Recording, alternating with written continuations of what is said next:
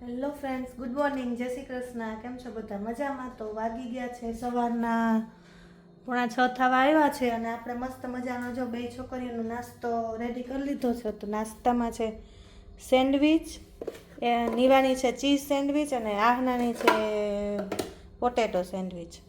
અને જુઓ 5:30 પોણા 6 જેવું થયું, પણ જો કેવો તડકો નીકળી ગયો છે અમારે બહાર. તો અને અહીંયા ચા કરી દીધી છે ઠંડી બેયની, એટલે કેવું એને નાસ્તો કરવો હોય ને તો વાંધો ના આવે, ગરમ ગરમ ચા હોય ને તો ન મજા આવે, એટલે થોડીક ઠંડી કરી દીધી છે. તો બન્યા રહેજો આગળ બ્લોગમાં.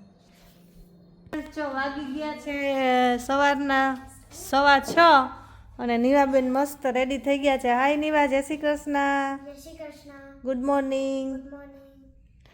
શું કરે? લર્ન કરું છું. લર્ન કરે છે. આજે કેનું પેપર છે? ફ્રેન્ચ. ફ્રેન્ચનું પેપર છે નીવાબેનને. તો અત્યારે થોડું ઘણું રિવાઇઝ કરે છે અને હવે હમણાં થોડીક વારમાં આવશે, 5-10 મિનિટમાં બસ આવશે એટલે બેય જશે સ્કૂલે. અને આ ત્રીજું પેપર છે ને? હા.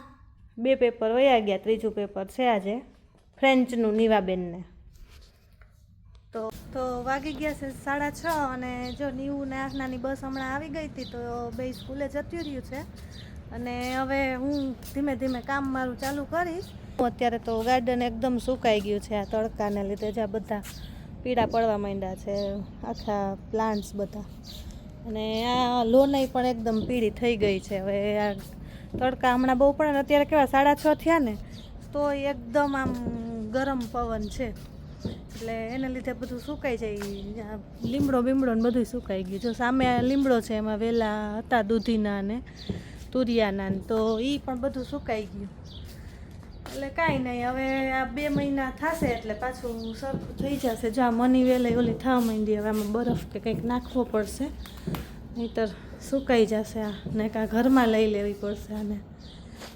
તો ને આ જો અહીંયા આ હતો ને પ્લાન્ટ, એ બહાર હતો તો એને અહીંયા લઈ લીધો, નહીંતર એ પણ પીળો પડવા માંડ્યો હતો.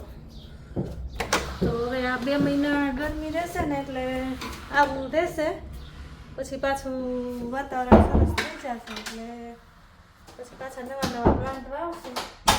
અને હવે જો રસોડામાં બધું એમને એમ પડ્યું છે, તો હવે આ વાસણ અડધા થઈ ગયા હતા અને અડધા બાકી હતા, તો બસ આવી એટલે હું પછી બહાર નીકળી.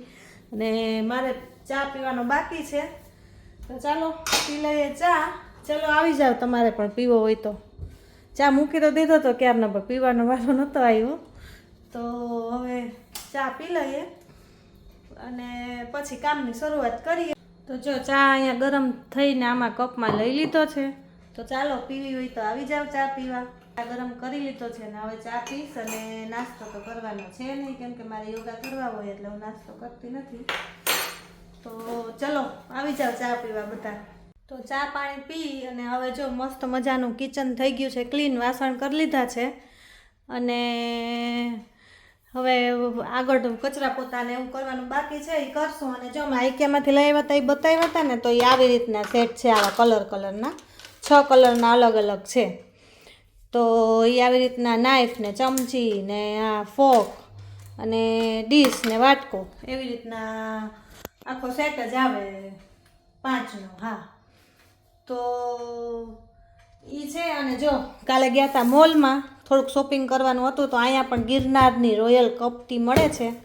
આમ તો અમે વાઘ બકરીની જ વાપરીએ, પણ આ વખતે વળી ગિરનારની લઈએ, વાઘ બકરીની નહોતી તો પછી ગિરનારની લઈ આવ્યા. અને અહીંયા છે મેંગો, મસ્ત મજાની સુગંધ એકદમ આવે છે. તો આજે તો રસ ને રોટલી ને એવું બનાવવાનું છે, શાક ને છોકરાઓ માટે.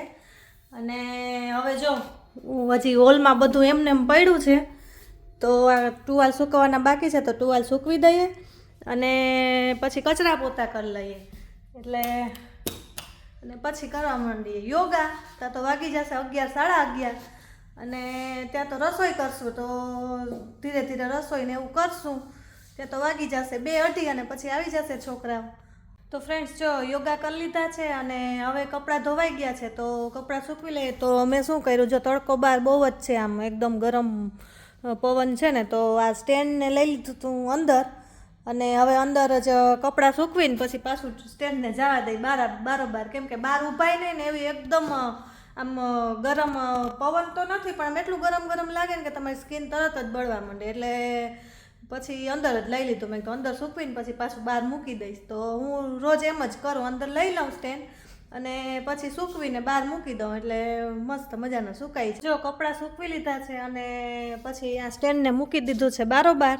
તો હમણાં કલાકમાં તો સુકાઈ જશે. એવો તડકો હોય આમ બહાર નીકળો ને મૂકો ને તો પાપડ પણ શેકાઈ જાય એવો તાપ છે અત્યારે. તો શેકવા શું સોરી કપડાં મૂકી દીધા છે સુકાવા માટે બહાર. અને આજે આપણે બનાવવાની છે મસૂરની દાળના ઢોસા. તો મેં પણ કોઈ દિવસ બનાવ્યા નથી, હું પણ નવું નવું ટ્રાય કરું છું આજે. પેલી મારે કેવું આ દાળનું ને એવું જ ખાવાનું હોય ને, તો હમણાં તો રોજ મગની દાળનું બનાવતી હતી પણ આજે એમ થયું ચાલ ને મસૂરની દાળનું બનાવું. કાલે ગઈ હતી ને મોલમાં તો મસૂરની દાળ લઈ આવી. તો મસૂરની દાળના ઢોસા બનાવવાના છે અને પનીરનો મસાલો બનાવવાનો છે. તો પનીરમાં બધી વસ્તુ નાખી અને એનો મસાલો બનાવવાનો છે. તો હમણાં બનાવું પછી તમને બતાવું. તો જો અહીંયા મસાલો મેં બનાવી લીધો છે. તો મસાલામાં નાખ્યું છે પનીર, પછી કોથમીર, ટમેટા, ડુંગળી ને કેપ્સિકમ અને પછી નાખી દીધું છે મીઠું, મરચું પાવડર અને ચાટ મસાલો. તો એનો મસાલો બનાવ્યો છે અને અહીંયા પીસાઈ ગઈ છે આ દાળ. તો આમાં કાલ છે ને થોડીક મગની દાળનું પણ મેં બનાવ્યું હતું ને તો એ પડ્યું હતું એટલે એનું નાનું બેનું મિક્સ કર્યું છે. કેમ કે પહેલી વાર બનાવું એટલે કદાચ ભાવે ન ભાવે એટલે બેનું મિક્સ કરીને બનાવું છું કે તો કદાચ ટેસ્ટ સારો લાગે એમ. કેમ કે કોઈ દિવસ આપણે બનાવ્યું ન હોય એટલે. તો ચાલો હવે બનાવી લઉં ઢોસા અને પછી તમને કહું ટેસ્ટ કરીને કે કેવું લાગ્યું. બની ગયો છે આપણો ઢોસો. આવી રીતના આમાં ઉપર આ બધું ઓલો નાખી દીધો તો મસાલો પનીરનો ને બધો.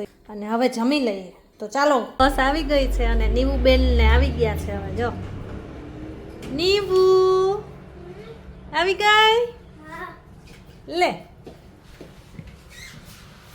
નીવુ કેમ થાકી ગયો? નીવુ કેવું ગયું પેપર? ઈઝી હતું કે? ઊભી તો થાય ને આ કામ બેસી ગઈ? હાલ આવતો માં દીકરો.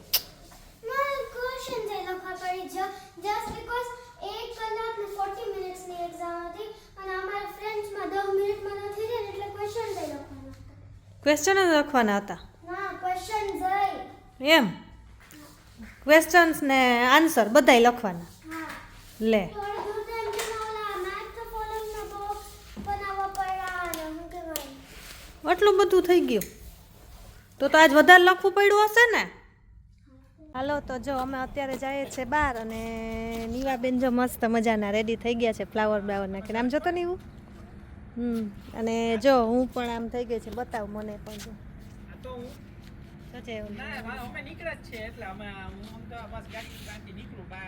ચાલો તો જઈએ છે બહાર. આજે ફંક્શનમાં જવાનું છે તો જઈએ છે. અને જો નીવુબેન ઠેકડા મારે છે. હે આમ જતો આમ કરતા મસ્ત લાગે ફ્લાવર. બે નાખ્યા કે હું? તો ફ્રેન્ડ્સ અહીંયા નેક્સ્ટ ડે મોર્નિંગ થઈ ગઈ હતી અને સવારમાં જો મારે બેડશીટ ધોવાની હતી તો મેં જે પાથરેલી હતી બેડશીટ કાઢી અને નવી બેડશીટ બીજી પાથરી લીધી. અને બસ જો તો અહીંયા આપણે આ વિડીયોનો એન્ડ કરવાનો છે. તો જો તમને મારો વિડીયો પસંદ આવ્યો હોય તો મારા વિડીયોને લાઇક, શેર અને સબસ્ક્રાઈબ કરો.